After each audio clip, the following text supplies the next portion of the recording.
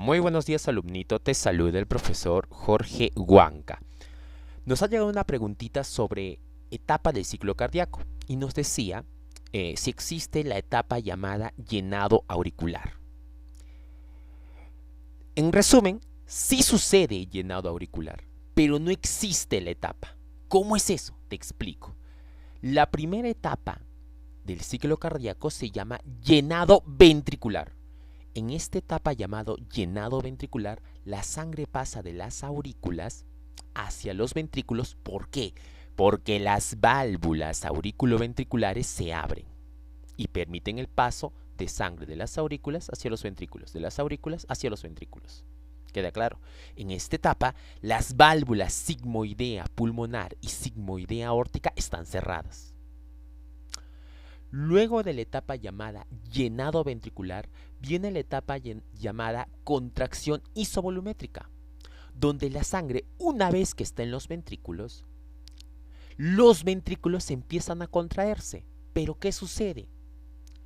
Sucede que las válvulas sigmoideas, aórticas y pulmonares, y las válvulas auriculoventriculares están cerradas. Entonces los ventrículos se contraen, pero no alteran el volumen. Luego de la etapa contracción isovolumétrica llega la etapa de eyección. En la etapa de eyección es tanto la contracción de los ventrículos que abren solo las válvulas sigmoidea aórtica y sigmoidea pulmonar, no las válvulas auriculoventriculares. Al abrir las válvulas sigmoidea aórtica y sigmoidea pulmonar, la sangre pasa de los ventrículos hacia la arteria aorta y hacia el tronco pulmonar.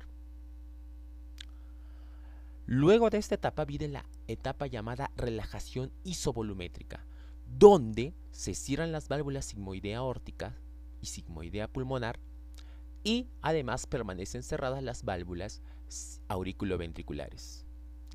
¿Queda claro? Listo.